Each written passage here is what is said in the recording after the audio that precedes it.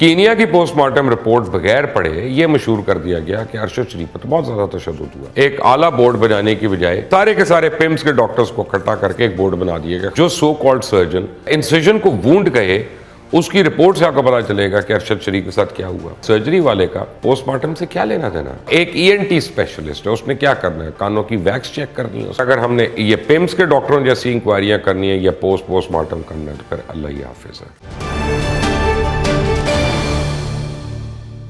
بسم اللہ الرحمن الرحیم، السلام علیکم۔ آج کی اس ویڈیو میں بڑے خوفناک حقائق آپ کے سامنے رکھنے والا ہوں۔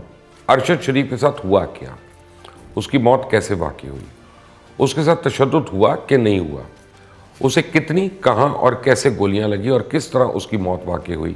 اس سمیت اس کے ناخن کہاں ہیں اس وقت، اس کی ہڈیاں کیسے ٹوٹی ہیں، اس کی پسلیاں کیسے ڈیمیج ہوئیں، یہ سب میں آپ کے سامنے بتانے لگا ہوں اور ایویڈنس کے ساتھ۔ لیکن یہ ویڈیو چیزوں کو سمجھنے کے لیے پورا دیکھنا ضروری ہے۔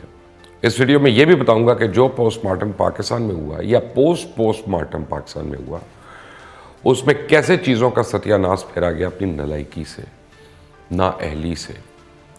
ارشد شریف کے قتل کو جس طرح سیاسی جماعتوں نے اپنے سیاسی مقاصد کے لیے استعمال کیا، یہ تو انتہائی افسوس کا مقام ہے۔ یہ لوگ جانوروں کی طرح اس کی موت کو بھی اپنے فائدے کے لیے استعمال کر رہے ہیں اور ہر چیز کو ایک رائی کا پہاڑ بنا کر پیش کیا جا رہا ہے۔ آج کی اس ویڈیو میں آپ کو ارشد شریف کے قتل کے حوالے سے تمام حقائق، تمام ثبوتوں کے ساتھ آپ کے سامنے رکھوں گا، فیصلہ آپ نے کرنا ہے۔ کیونکہ ارشد شریف پر اب تک قتل سے پہلے تشدد کی جو باتیں کی جا رہی ہیں وہ محض سنی سنائی ہیں اور گمراہ کن ہیں، اور کسی بھی شخص نے ابھی تک معاملات کی تہہ میں شاید جاننے کی کوشش نہیں کی کہ ارشد شریف کے ناخن گئے کہاں، اس کی ہڈیاں کیوں ٹوٹی، پسلیاں کیسے فریکچر ہو گئی اور تشدد 3 گھنٹے ہوا یا 6 گھنٹے، اس کو جاننے کا پیمانہ کیا ہے۔ یہ سب آپ کو آج اس ویڈیو میں کھل کر بتاؤں گا، اور میں کوئی ہوا میں بات نہیں کروں گا، اس کے ثبوت آپ کے سامنے رکھوں گا، اور وہ ثبوت جو پہلے سے آپ کے پاس ہیں لیکن کسی نے آپ کو نشاندہی نہیں کی۔ ارشد شریف کی کینیا میں پوسٹ مارٹم رپورٹ کا صفحہ نمبر 2 پر دیکھیں آپ ذرا۔ یہ جو سیکنڈ لاسٹ پیراگراف ہے اس کو دیکھیں، اس پہ لکھا ہے graze gun shot wound left پینیشیا ایریا آف اسکیل۔ اب یہ گولی ہے کہ جو بائیں کان کے اوپر سے کھوپڑی پر لگی، اور دوسری گولی کا لکھا ہے entry gun shot wound on upper back 3 centimetre from the middle and 30 centimetre from the top of the head. یہاں پہ اب آپ اسے ذرا سمجھ لیں کہ دوسری گولی کمر سے تھوڑا اوپر یعنی چھاتی کے بالکل پشت پر لگی اور درمیان سے 3 سینٹی میٹر دائیں جانب اور سر کی اونچائی سے تقریباً 30 سینٹی میٹر نیچے یہ گولی لگی۔ آپ کی شہرک سے نیچے چھاتی پر جو سیدھی لائن آ رہی ہے یہ آپ کا سینٹر بنتی ہے۔ اسے 3 سینٹی میٹر آپ دائیں کی جانب کر لیں، اب آپ کو پتہ چل جائے گا گولی کہاں لگی، اس کو ذرا ذہن میں رکھیں، کیونکہ اس سے آگے جا کے دوسری چیزیں اس سے جڑ جائیں گی۔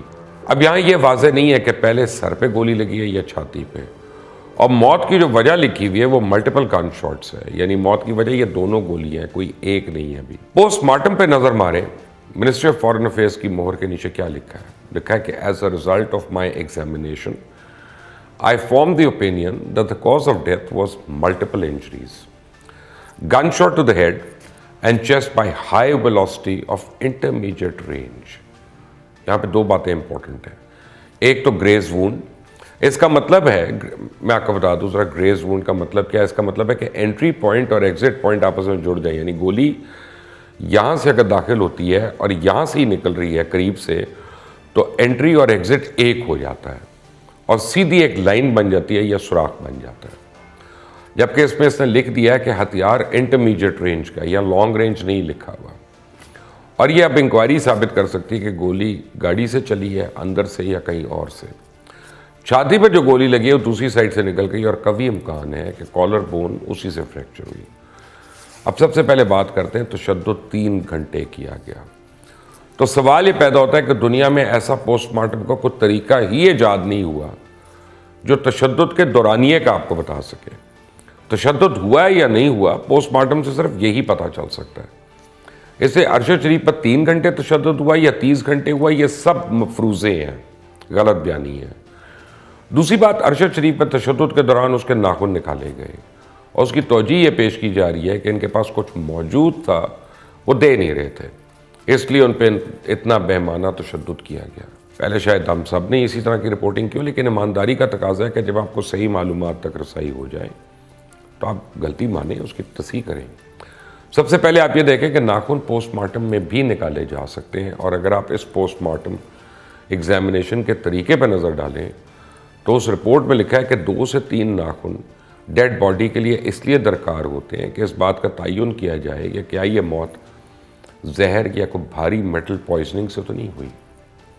اور اگر آپ پوسٹ مارٹم ایگزامینیشن کے table 1 biological specimen to be retained for drug and poison analysis پہ نظر ڈالیں تو اس میں صاف لکھا ہوا ہے کہ 2 سے 3 ناخن درکار ہیں ان کو۔ اور اب آپ ارشد شریف کی پوسٹ مارٹم رپورٹ پہ دستخط سے پہلے دیکھیں کہ اس میں لکھا ہوا ہے کہ ڈی این اے کے لیے ناخن رکھے گئے ہیں۔ اور اس کی خاص وجہ یہ ہے کہ دوسرے ملک میں جہاں ارشد شریف کی کوئی نہیں جانتا تھا، اس بات کا ثبوت رکھنا ضروری تھا ان کے لیے کہ لاش ہے کس کی۔ اور اس کے ساتھ ہی نظر ماریں تو آپ کو پتہ چلے گا کہ نہ صرف سکن بلکہ خون کے سیمپلز، معدے سے محلول اور آنتوں کا کچھ حصہ، ایک پوری کڈنی اور لیور کے حصے بھی فورینزک کے لیے ارشد شریف کی باڈی سے نکالے گئے۔ اور اس کے اوپر آپ اگر دیکھیں تو لکھا ہوا ہے کہ the following specimens have been removed for further examination، اور انہیں حاصل کرنے کے لیے یقیناً کٹس لگے ہوں گے نا، باڈی انسائز کرتے ہیں، اور پاکستان میں ان سٹیچز کو جس طرح سے یا ان کٹس کو جس طرح پوسٹ مارٹم رپورٹ میں بیان کیا گیا وہ دیکھ کر آپ کو رونا آئے گا کہ جو میں آگے چل کے آپ کو بتاتا ہوں کہ وہ کیا ہے۔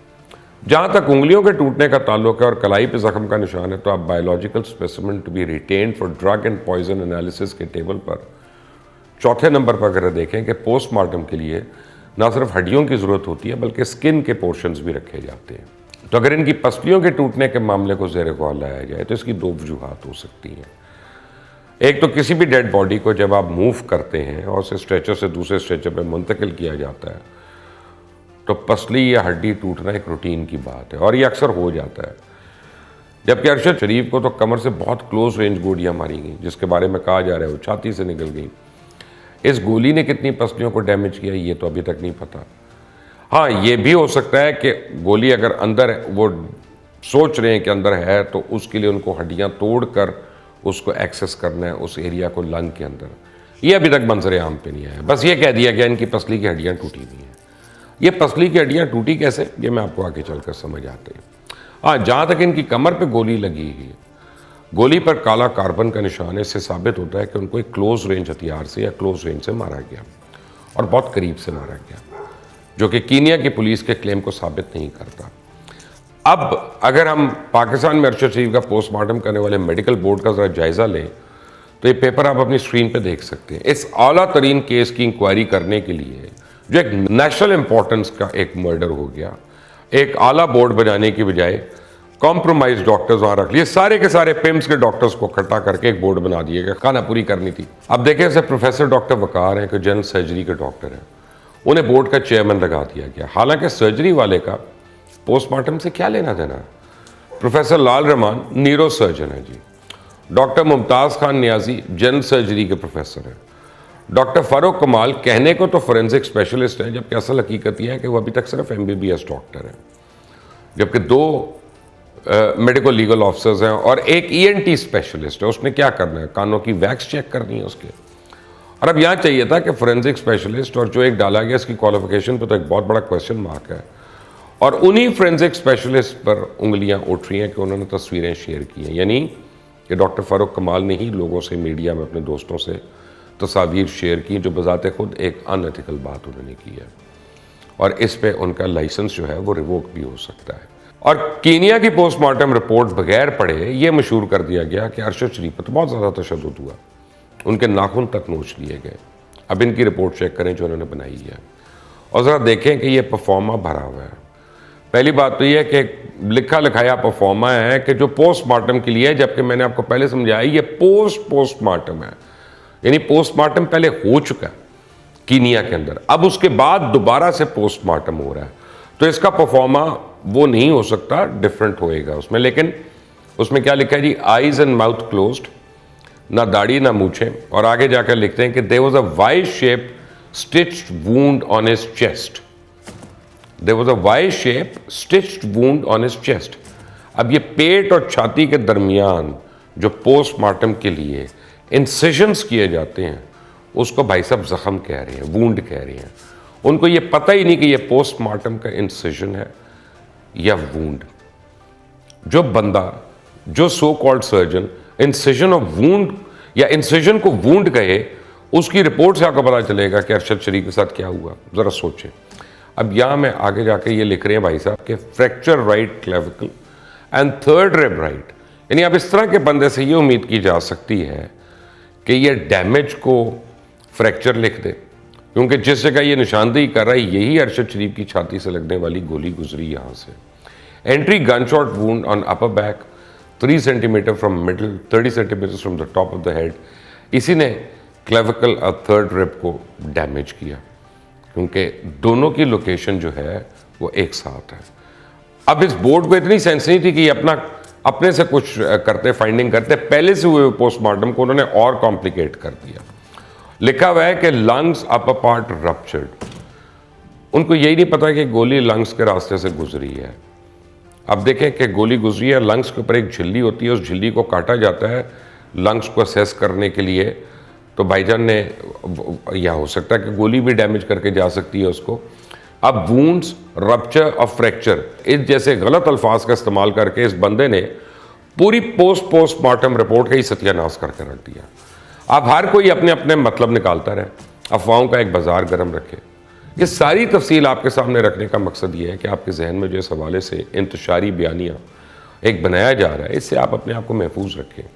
اور جب حقیقت انسان کے سامنے ہوتی ہے تو بڑے آرام سے سچ اور جھوٹ میں فرق کر لیتا ہے. اس بات میں کوئی شک نہیں ہے کہ ارشد شریف کو قتل کیا گیا, اور اس کی اعلیٰ ترین انکوائری ہی شاید اصل مجرموں تک پہنچنے میں مدد کرے گی. اور اگر ہم نے یہ پیمز کے ڈاکٹروں جیسی انکوائریاں کرنی ہے یا پوسٹ مارٹم کرنا ہے تو پھر اللہ ہی حافظ ہے. بہرحال آج میں آپ کو based on my discussion with many experts, medical experts جن میں فورینسک ایکسپرٹس بھی ہیں, یہ میں آپ کو تسلی کرا سکتا ہوں کہ ارشد شریف قتل تو ہوئے ہیں, ان پہ تشدد نہیں ہوا. چلیں, اللہ کرے کہ ان کے قاتل بھی کیفر کردار پہنچیں اور وہ بھی ایکسپوز ہوں. Until the next time, Allah.